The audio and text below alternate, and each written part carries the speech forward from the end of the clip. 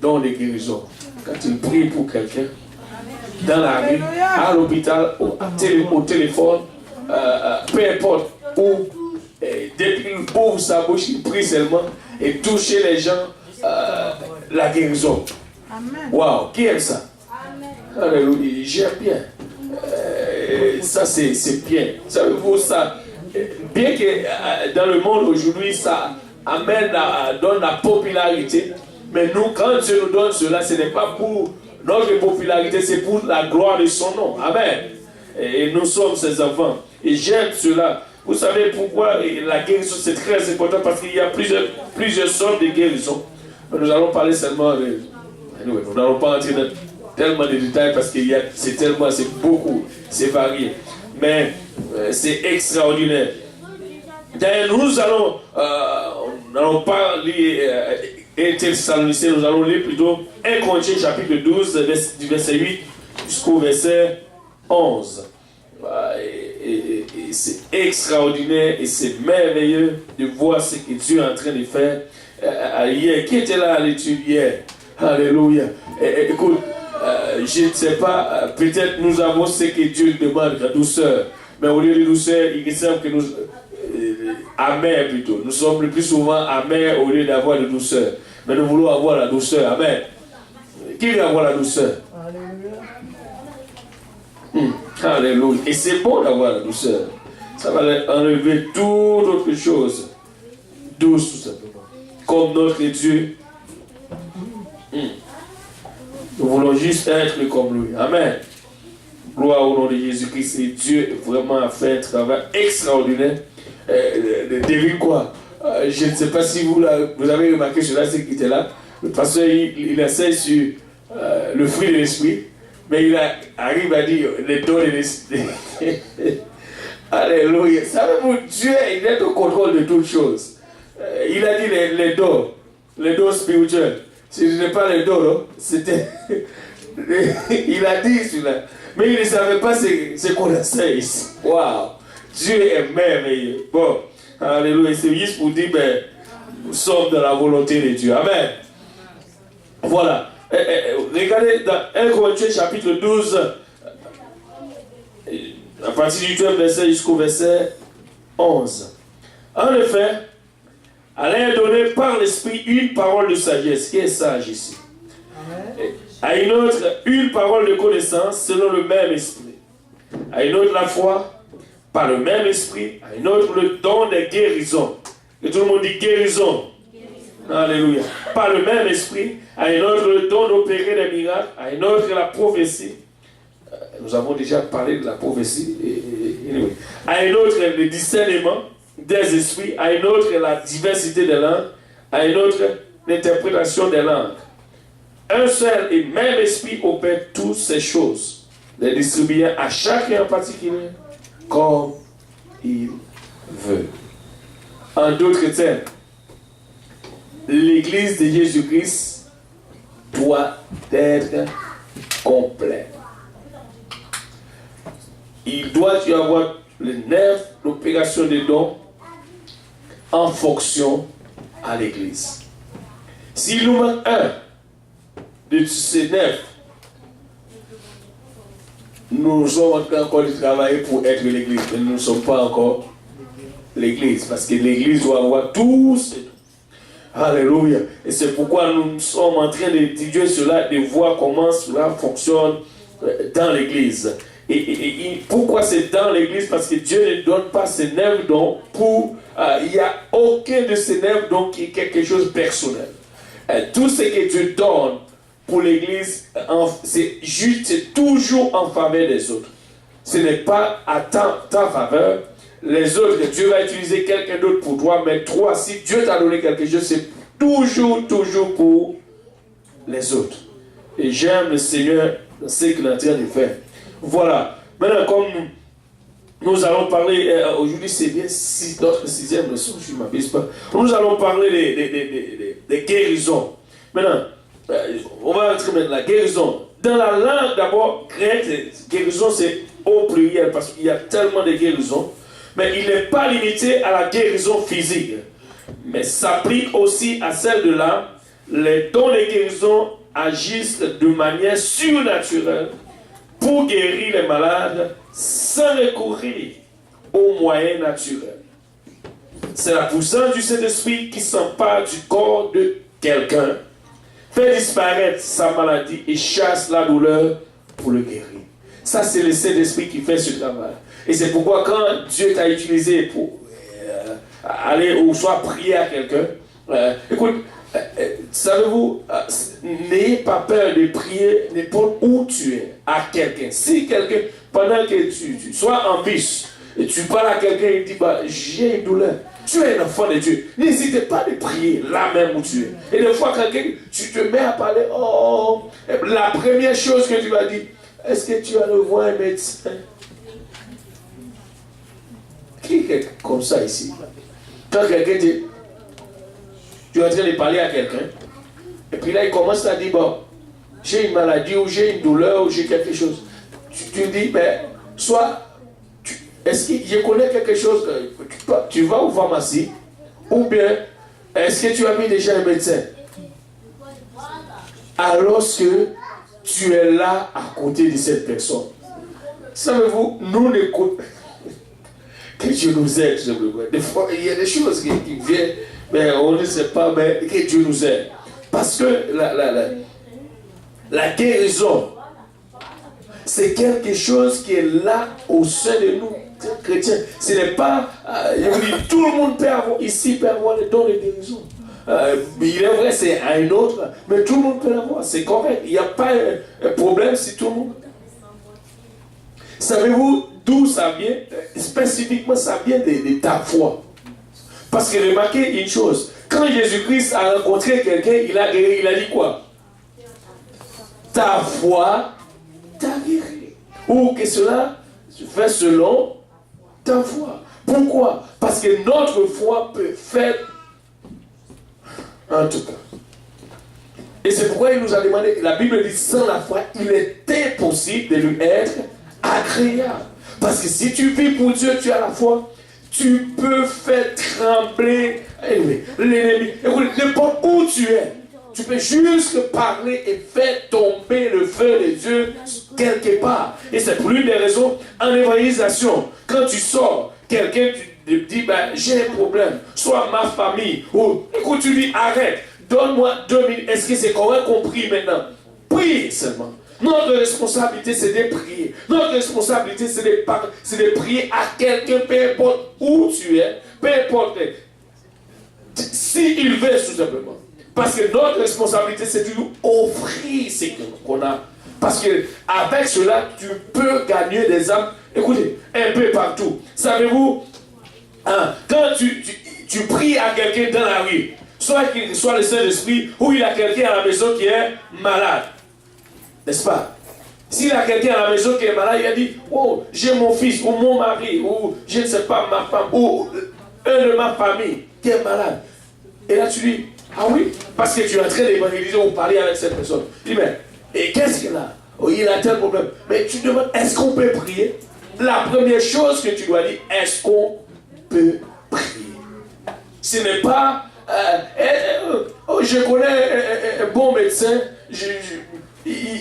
non, notre première déclaration, ça doit être la prière. Et c'est ça, et nous devons faire un peu partout. Ces dons se manifestent sous plusieurs formes. L'exercice de dons de guérison ne donne pas à celui qui les possède la possibilité de guérir toutes les maladies tout le temps.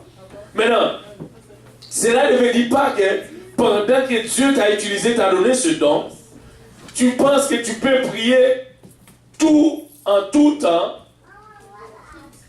Alors, et tu peux guérir tout le... Non, nous venons de lire un verset. Ce n'est pas nous qui faisons ce travail. Dans le psaume 103, verset 3, la Bible dit, c'est lui qui guérit toutes les maladies.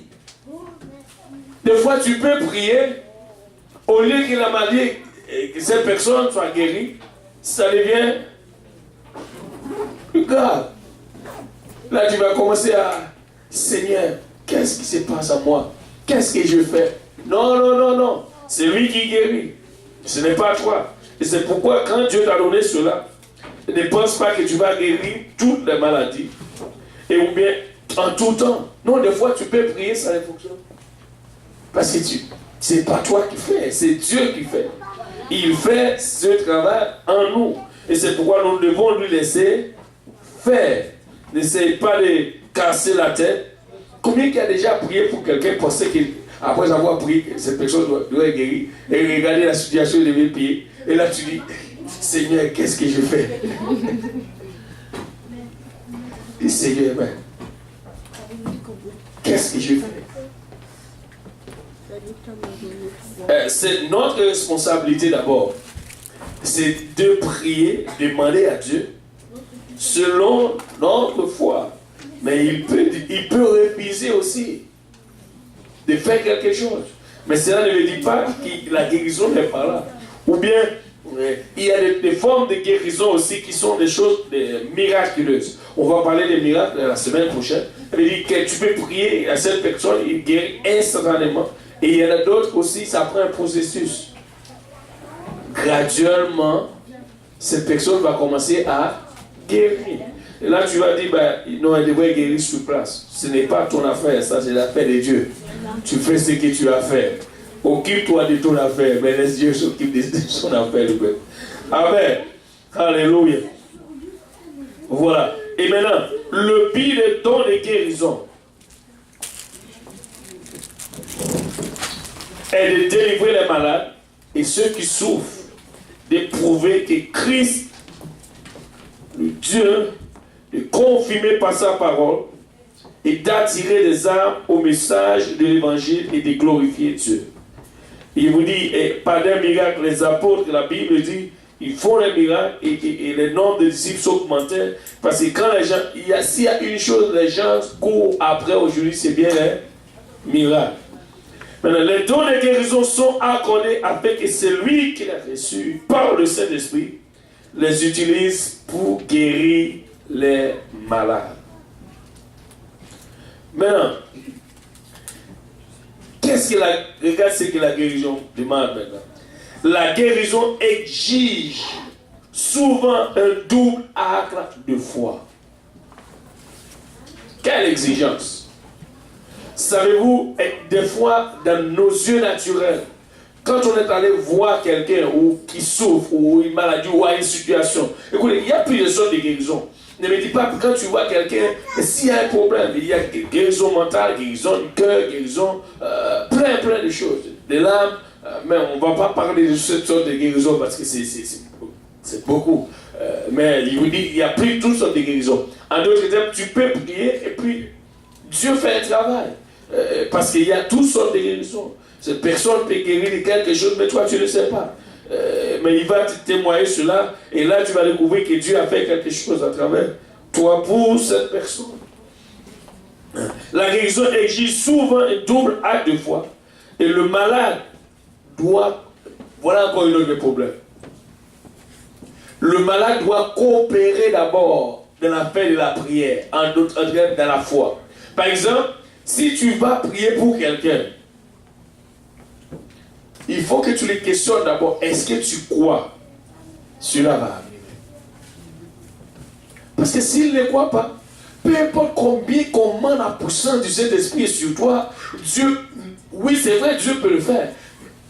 Dieu ne peut rien faire sans... Tu dois juste... Il y a une coopération. Si c'est pour celui pour qui tu pries n'est pas coopéré avec toi, rien ne va se passer. Rien ne va arriver. Parce que lui, il ne croit pas. En d'autres termes, des fois, tu vas douter, tu vas c'est toi. Non, ce n'est pas ton problème. C'est son problème. Parce que le problème, c'est que toi, tu dois prier et agir ta foi. Si l'autre personne ne croit pas, qu'est-ce qui va se passer? Rien. Parce qu'avec Dieu, il dit toutes choses arrivent selon les besoins et celui qui veut recevoir. Et c'est lui qui doit ouvrir sa porte pour recevoir.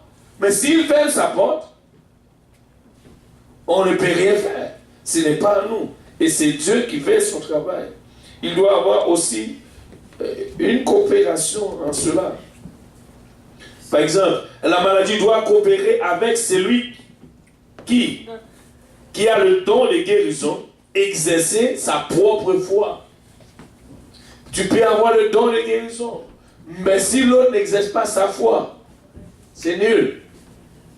Ce n'est pas parce que tu n'as pas ce don, mais l'autre ne va rien recevoir parce que il ne croit pas. Celui qui a le don de guérison doit mettre sa foi en action pour exercer ses dons. La foi en action. Foi en action. Regarde.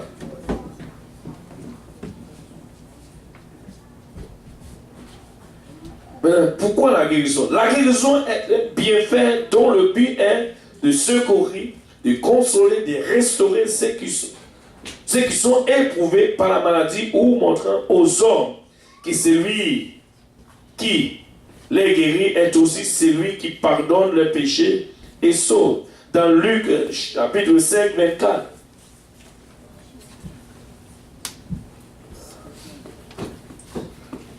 Tu vois, merci que tu viens parce que tu vas courir. Or, afin que vous sachiez que le Fils de l'homme est sur la terre, a sur la terre le pouvoir de pardonner les péchés, je te donne, dit-il au paralytique, lève-toi, prends ton lit et va. Lorsqu'il a dit, lève-toi, prends ton lit, il a dit premièrement, le pouvoir de pardonner les péchés. Il y a des choses qui sont causées par des péchés ou pour la gloire de Dieu. Maintenant, nous pouvons affirmer que la guérison est le fruit de la compassion de Dieu et de son désir fait du bien. Dans Actes chapitre 10, 38. Et c'est son plaisir. Et il vous dit, c'est le fruit de compassion. C'est parce que Dieu guérit parce qu'il a compassion. Savez-vous, et c'est pour l'une des raisons, un enfant de Dieu ne doit pas arriver à une place qu'il manque de la compassion. Peu importe ce que tu souffres. Et des fois, voici notre problème. Des fois, nous avons un problème interne ou quelque chose nous ronge dedans. Mais une personne vient vers nous, Dieu nous a placés à un endroit où les gens doivent venir vers nous. Quelqu'un est venu vers nous pour avoir quelque chose parce que Dieu nous a placés. Et à ce moment-là, nous commençons maintenant à baser sur nos problèmes, à rester dans nos points. Et nous ne faisons pas ce que Dieu nous a demandé de faire. Ça, c'est grave. Parce que même quand on a notre propre problème, devine quoi? Ce n'est pas parce que tu as des problèmes, Dieu ne peut pas t'utiliser. Dieu veut nous utiliser, mais ce n'est pas à rapport à nos problèmes. Nos problèmes, écoute, je te dis, quand Dieu veut nous utiliser et nous laissons Dieu faire, il va préoccuper de nos problèmes. Mais si nous laissons Dieu, ou ce que Dieu nous demande de faire, nous allons occuper de nos problèmes, Dieu ne va rien faire. Parce que, et c'est pour l'une des raisons, quand nous avons notre propre problème, cela n'enlève pas la compassion de Dieu en nous.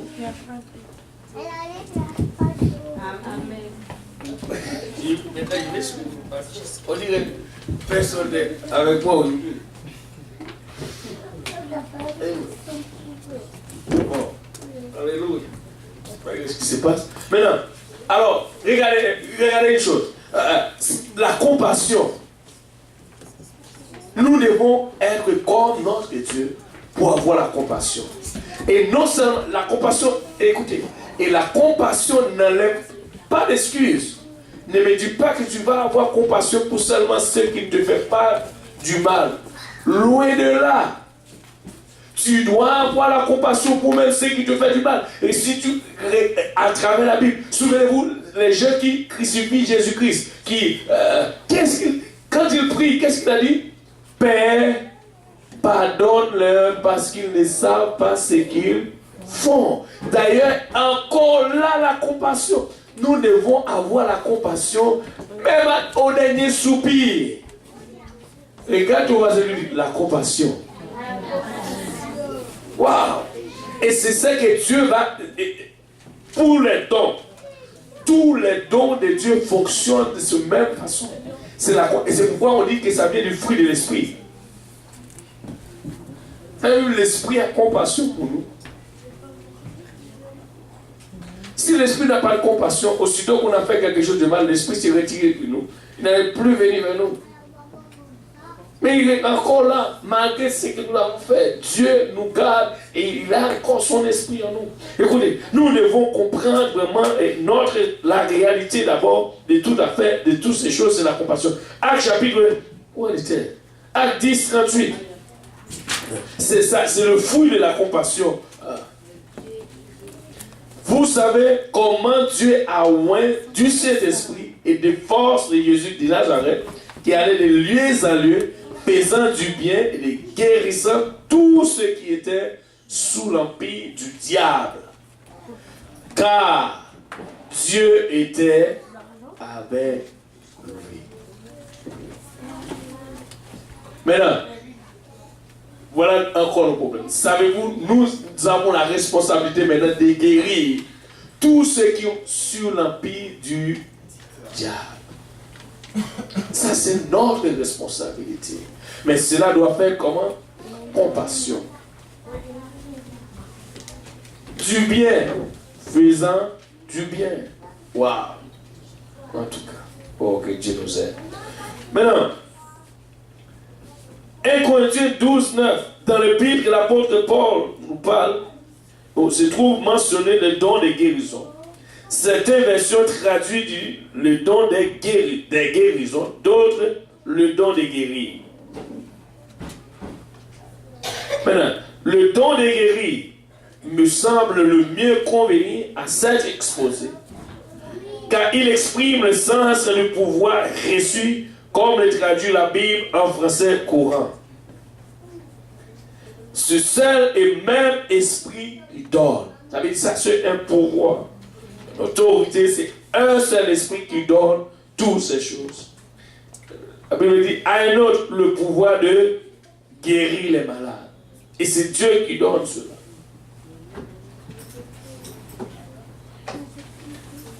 Voilà. À un autre. Le don de... Anyway, c'est Dieu qui donne tout cela.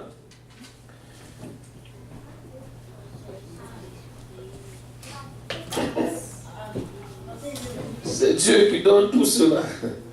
Alléluia. On va dire c'est Dieu qui donne, on va avoir la compassion.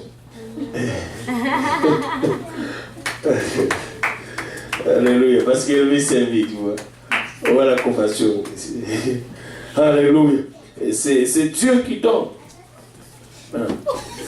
En fait, en observant attentivement comment se manifestait le don spirituel, nous pouvons dire qu'il s'agit du pouvoir que le Saint-Esprit accorde pour exercer les différents dons. Dans le domaine de la sagesse, de la connaissance divine, plein de choses, le Saint-Esprit nous donne ce don. La foi, les miracles, les guérisons, les prophéties, les discernements de langue, et tout ça. Et maintenant, quelle action avez-vous faite? N'avez-vous pas qu'un homme, moi, que pouvoir de devenir, comme Joseph? Écoutez, Dieu nous donne le pouvoir de voir les choses et de comprendre les choses. Mais Dieu ne nous donne pas le pouvoir de briser. Vous savez, il n'y a qu'une chose, j'aime à Dieu ce qu'il a fait. Vous savez, Dieu dit, nous avons reçu une puissance. Dieu te dit, si cette puissance, Dieu nous donne pour tuer les gens, personne ne serait sur la terre. Quand quelqu'un te fâche ou te fait quelque chose du mal, tu as oublié s'il y a une puissance. Dieu me fait mal. La première chose que tu vas faire, tu vas rentrer, je ne sais pas où là tu as laissé cette puissance. Tu vas rentrer, prends ça bien dit. Tu me fais mal. J'ai une puissance, je vais sortir ma puissance. Aïe, aïe, aïe. Franchement, je vous dis. Mais heureusement, cette puissance est pour sauver au lieu de les tuer. Alléluia. Et heureusement, Dieu nous a donné une puissance pour sauver. Regarde ton voisin et dit, ta puissance c'est pour sauver. Waouh! Dieu ne sait pas d'où ça vient, ça vient. Et c'est vrai. Alléluia. Par exemple, vous savez pourquoi? Parce qu'il y a des gens qui prennent son plaisir pour faire souffrir les autres. Tu imagines si tu as cette puissance pour tuer les gens. Il y a des gens qui prennent plaisir, voient. Non. Dieu n'est. Écoutez, si Dieu prend plaisir pour nous voir souffrir. Merci Seigneur, aidez-nous. Aïe. Regarde, dans Genèse 44, verset 15, il y a quelque chose que Joseph dit.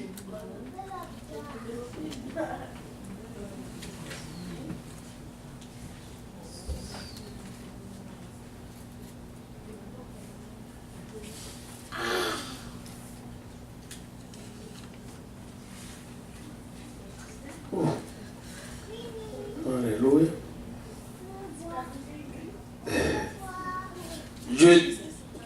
Qu'est-ce qu'il a dit?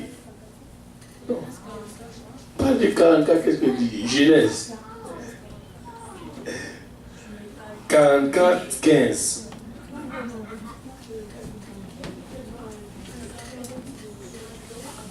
C'est bon? Maintenant, savez-vous, à ce moment-là, Joseph était en face de ses frères.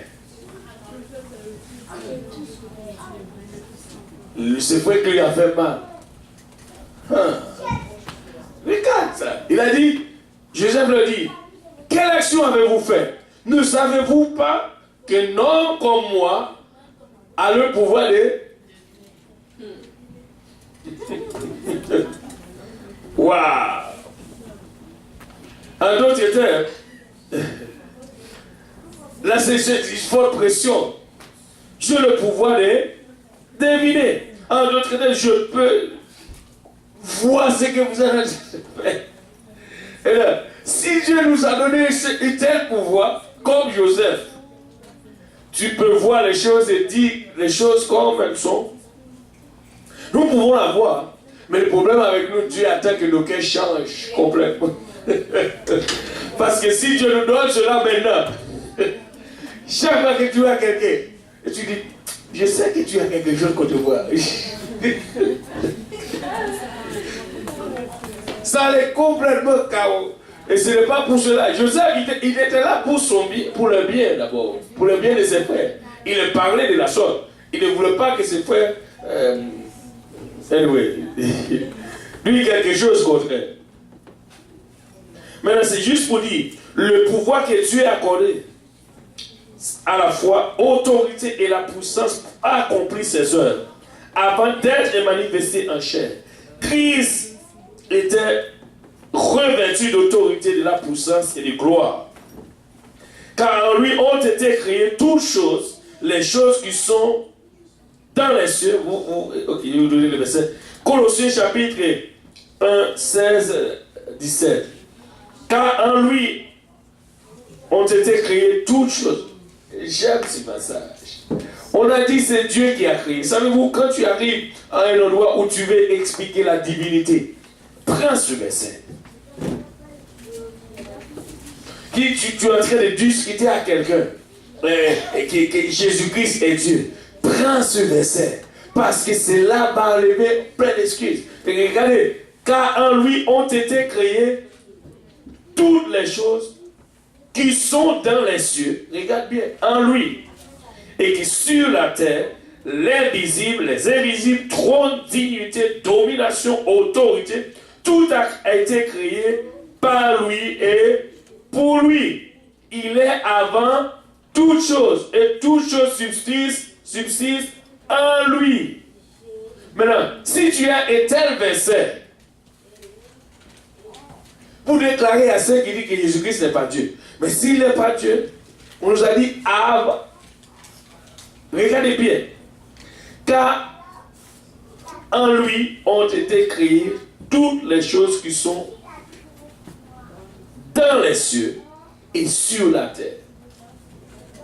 Et tu dis, mais arrête, au commencement, Dieu dit, les choses ont été créées. Voilà, alors c'est lui qui est Dieu. Maintenant, non. Il dit les invisibles et les visibles et les invisibles. Il a dit trône, dignité, domination, autorité. Tout a été créé par, encore, regardez bien, par lui et pour lui. En d'autres termes, si c'est pas lui, si c'est pour lui, qui d'autre? Waouh! Des fois, nous avons des choses pour voir clair. Écoute, un tel verset, qu'est-ce qu'on peut dire d'abord? Quand tu commences à expliquer un tel verset, tu dis, ben, oh, c'est un Jésus? Oui, c'est Jésus. C'est Jésus. Lorsqu'il est venu en chair, il apparaît comme un simple homme. C'est un dépouillé de sa gloire. Regardez, dans Philippiens chapitre 2, versets 5 à 8. Jésus-Christ, lequel existant en forme de Dieu, en forme de Dieu, n'a pas regardé comme une proie arrachée d'être égal avec Dieu, mais s'est dépouillé lui-même en prenant une forme de serviteur, en devenant semblable aux hommes, et ayant paru comme un simple homme, il s'est humilié lui-même, se rendant obéissant jusqu'à la mort, même jusqu'à la mort à la croix. C'est ça. Pourquoi il a fait cela? C'est juste par la compassion pour nous. Mais Dieu a oint l'esprit et de force pour l'accomplir ses œuvres. L'esprit du Seigneur, regardez, encore, lorsqu'il était dans la synagogue, il a parlé dans Luc chapitre 4, verset 18. Et là, comme regardez son travail. L'Esprit du Seigneur est sur moi. Parce qu'il m'a oint pour annoncer une bonne nouvelle aux pauvres. Il m'a envoyé pour guérir celui qui ont le cœur brisé, pour proclamer aux captifs la délivrance et aux aveugles le recouvrement de la vue, pour renvoyer libres les opprimés et pour publier une année de grâce Seigneur. Et c'est pourquoi le passage nous venons lire d'abord dans Actes chapitre 10, 38. Il est allé de lieu en lieu, faisant du bien et guérissait tous ceux qui étaient sous l'empire du diable. Notre responsabilité, savez-vous, nous vivons dans un monde où c'est contrôlé complètement par le diable. Avez-vous remarqué, la Bible dit, il y a un verset biblique qui dit, je crois que c'est 1 Pierre ou quelque chose simple, je ne me rappelle pas, quelque part, qui dit, le monde entier est sous la domination du malin. Le monde entier. Je me rappelle, c'est-à-dire, regardez, notre responsabilité maintenant. Nous devons aller de lien en lien, guérir les gens qui sont sur l'empire du diable. Pourquoi? Dieu est avec nous, mais ces gens, ils sont sous l'empire du diable. Et notre responsabilité, c'est de libérer ces gens. Parce que Dieu veut que ces gens soient libérés. Et c'est par nous. C'est par nous. C'est nous que Dieu va utiliser pour faire cela.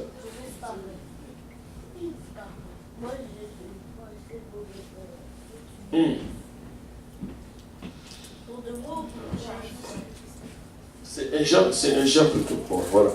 C'est pas un Pierre, c'est un Jean. Voilà. Maintenant, toutes choses m'ont été données par mon Père. Dans Luc 10, 22. Et là, quand il parle de mon Père, c'est là où il y a un problème. Toutes choses m'ont été données par mon Père. Toutes choses m'ont été données par mon Père et personne ne connaît qui est le Fils. J'aime ça. Il a dit toutes choses m'ont été données par mon Père, mais personne ne connaît aussi. Waouh! Personne ne connaît qui est le Fils.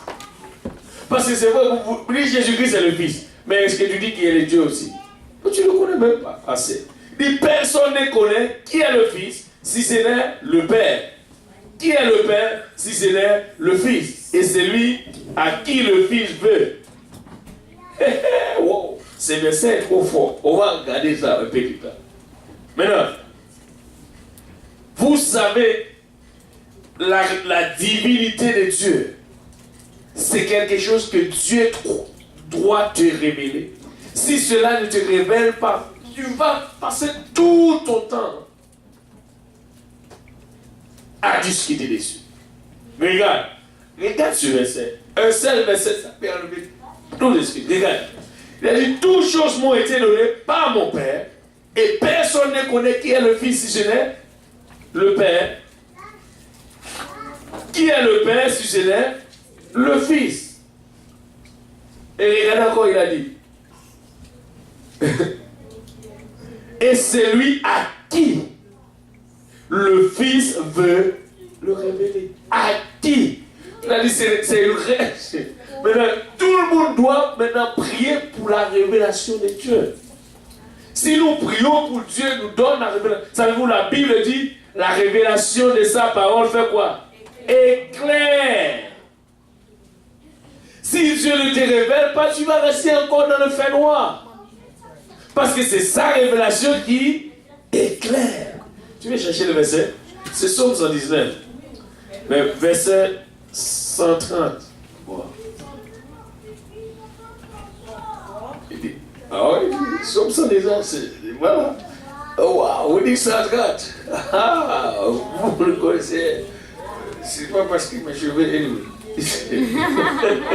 c'est ça vous regardez le vrai. Oh, 130 pour eux c'était bon. Maintenant, la révélation de tes paroles éclaire, elle donne de l'intelligence aux saints. Même que tu es saint, mais si tu as la révélation de la parole de Dieu, et tu vas, écoutez, enlever les voiles, même des grands philosophes, les plus grands philosophes qui existent. Je vais vous expliquer une fois. Je suis allé enseigner une étude biblique avec une journaliste. Quand je suis arrivé là-bas, je vous dis, lorsque j'ai commencé bien, mais lorsqu'elle m'a dit qu'elle est journaliste, je vous dis, il commence à trembler déjà.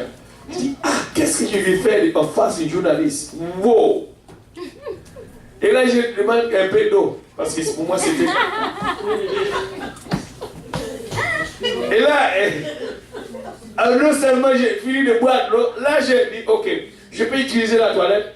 Quand je suis arrivé à la toilette, maintenant, je dis, Seigneur, moi, en face de journalistes, parce que les journalistes peuvent te garder. Tu vois, quelquefois, ils ont fait avec le président, avec des questions, mélanger les gens avec des questions. Il dit, ah, Seigneur, moi, tu envoies ici. Et quand, là, je suis ressorti, devine quoi? Et puis, c'était clair, dans Matthieu 28.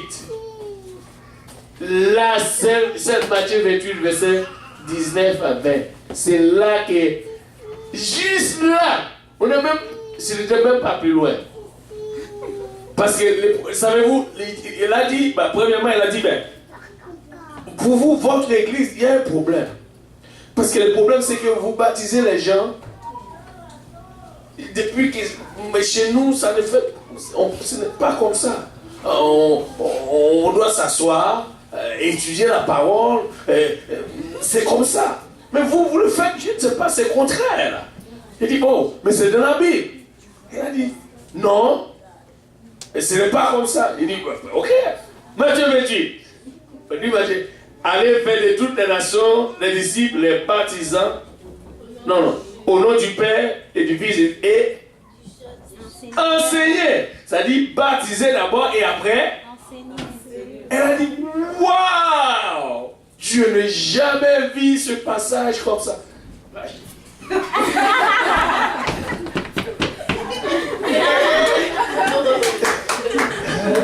Là, j'ai dansé.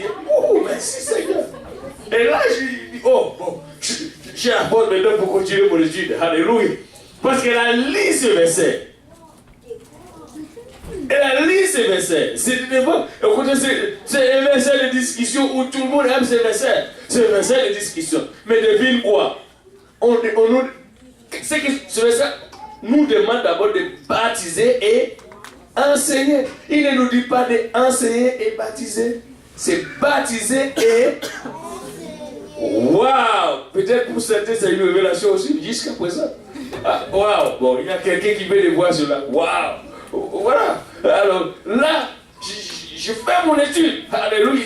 Là, je l'assure. Je dis, Seigneur, waouh! Je continue. Parce qu'il y a une nouvelle révélation. Elle n'a pas vu cela avant. Mais maintenant, elle l'a vu. C'est-à-dire, wow, Seigneur, bon, c'est toi. Bon, je continue mon étude. Et je vous dis, devine quoi? Elle a été baptisée, remplie du Saint-Esprit. Mais c'est un peu grave. Elle va à l'église, mais elle ne vient plus dans notre église. Elle va quelque part ailleurs. Elle fuit pour la sainteté. Ça, c'est grave. Elle fuit pour la sainteté.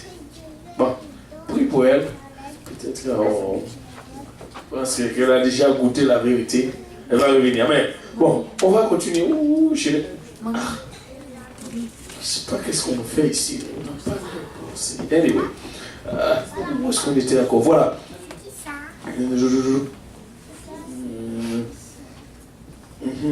Voilà. Tout pouvoir m'a été donné. Alors si, dans Matthieu 28 aussi, il a dit, même parole, verset 18. Jésus s'étant approché et leur parla ainsi. Tout pouvoir m'a été donné dans le ciel et sur la terre. Maintenant, il y a quelqu'un qui a fait une étude biblique la fois dernière, qui a essayé une étude, et c'était puissant. Il a dit, qu'est-ce que tu as dans ta main? Savez-vous, le pouvoir que Jésus-Christ il nous a donné ce pouvoir. Des fois, nous ne connaissons pas vraiment notre force. Nous ne connaissons pas vraiment notre responsabilité. Nous savons des choses. Si Dieu nous montre exactement... Écoutez, savez-vous ce qui nous manque? Nous ne prions pas assez pour que Dieu ouvre notre intelligence et nous fasse savoir qui nous sommes, qu'est-ce que nous avons dans nous-mêmes. Et c'est puissant ce que nous avons. Et c'est très fort. Et ce sont des choses, nous ne prenons cela pour acquis, mais il y a... Nous avons plein de choses. Dans Luc 5, verset 24, à peine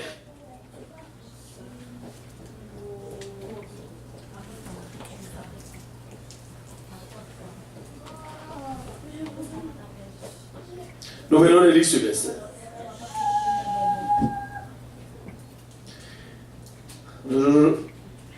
Or, afin que vous sachiez que le Fils de l'homme a sur la terre le pouvoir de pardonner les péchés, et je te donne, dit-il au paralytique, lève-toi, prends ton lit et va dans ta maison. Ça, nous pouvons le faire.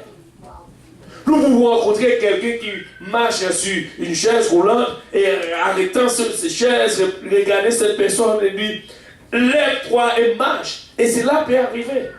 Il dit, mais qu'est-ce que tu dis? Je ne sais pas, on n'a pas le temps. Je vais juste sauter certaines choses pour y arriver. Et je vais sauter quelque chose parce que c'est beaucoup.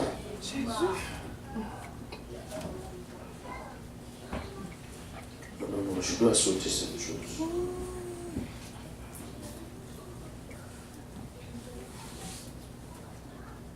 Je vais te dire, comme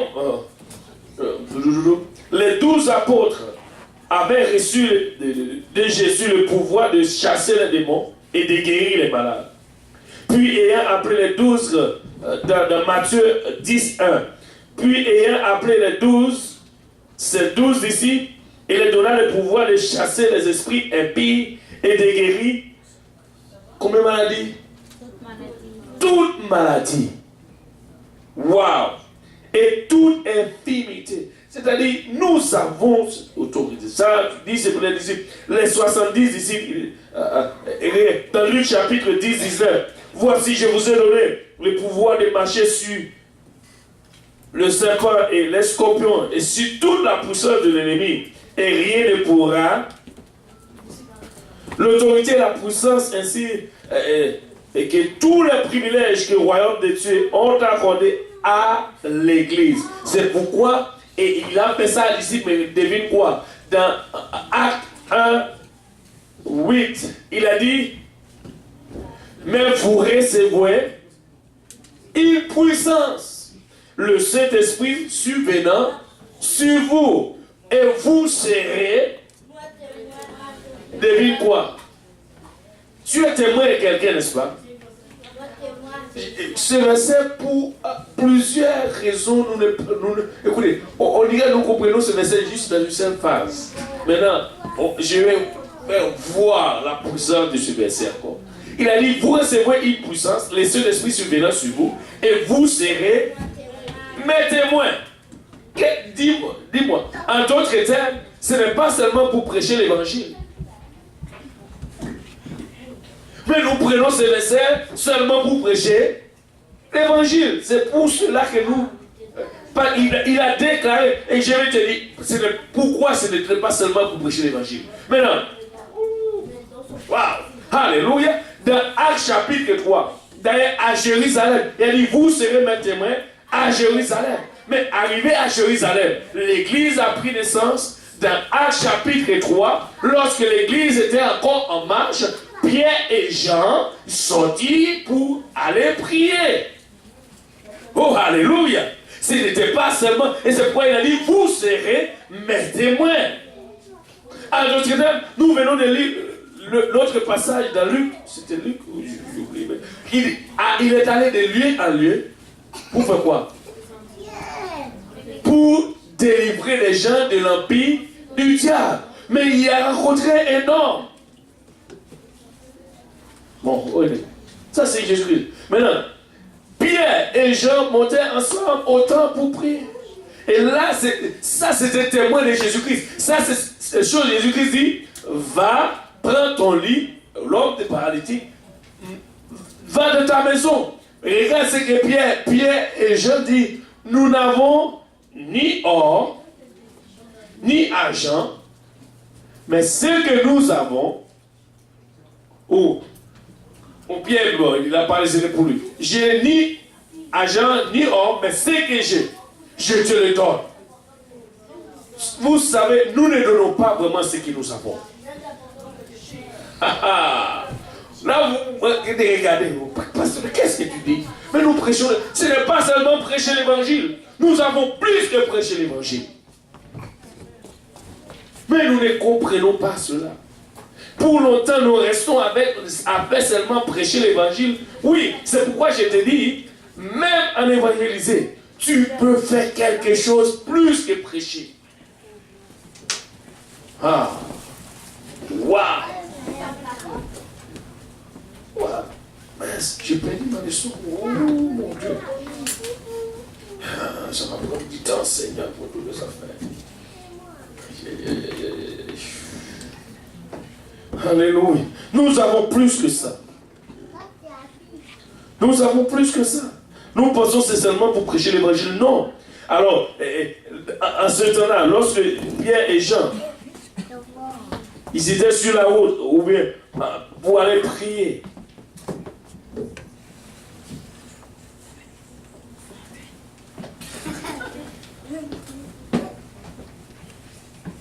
Devine ce que Dieu a fait avec eux. Alors, c'est même Pierre et Jean, c'était des hommes comme nous. Si Dieu les utilisait pour faire cela, Dieu peut aussi nous utiliser pour le faire, n'est-ce pas? Amen. Nous pouvons le faire aussi, non? Parce que ces gens, eux, s'ils peuvent le faire, ou s'ils le faisaient cela, nous pouvons le faire. Ça veut dire, nous avons reçu la même puissance qu'eux. Il n'y avait pas une puissance différente de ce que Pierre et Jean ont reçu. Et c'est pourquoi ils ont dit, nous n'avons ni or ni argent, mais ce que nous avons. Jésus. Oh, alléluia. C'est ça.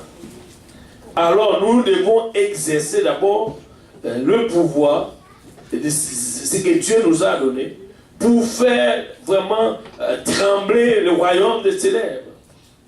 Et ça, c'est ce que nous avons. Nous devons exercer tout ce que Dieu nous a donné. Maintenant, dans Jean, chapitre 14, verset 12, En vérité, je te le dis, celui qui croit en moi, regardez ce que Jésus-Christ dit ici. Non seulement il a donné le pouvoir, mais ça c'est nous, là, ça c'est pour nous. Elle dit, en vérité, je te le dis, Jean 14, 12. Je vous l'ai dit, celui qui croit en moi fera aussi des œuvres que je fais. Qu'est-ce que Jésus a fait alors? Il guérit les malades, il ressuscité des morts. Il a dit, celui qui croit en moi, est-ce que cela est possible à nous? Non. Non, 1000 fois non.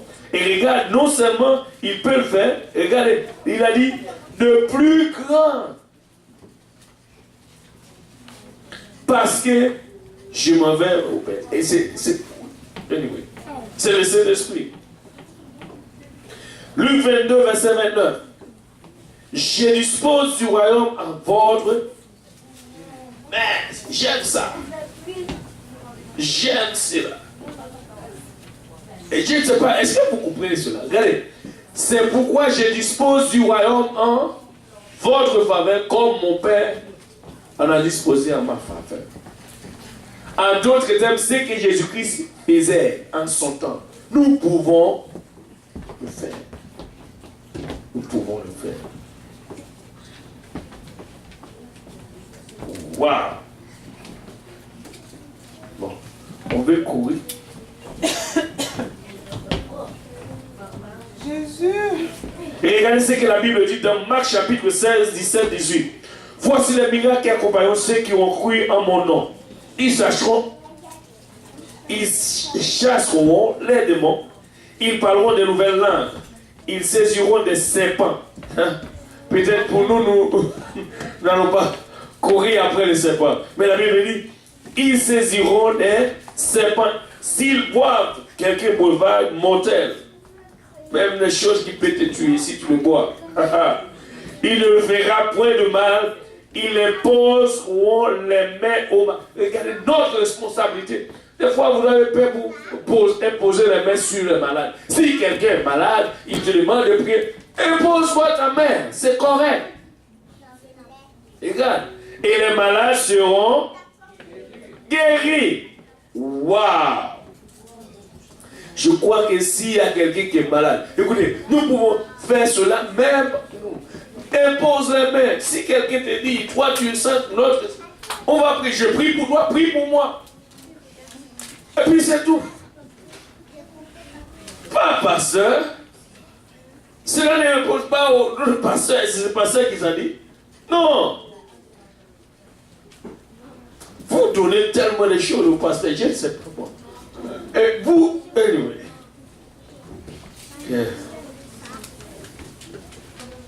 Le don de la foi opère par la parole de Pierre et le don de guérison agit par le toucher. Je vais te dire, quand Pierre, ça c'est quelque chose de bon. Il faut que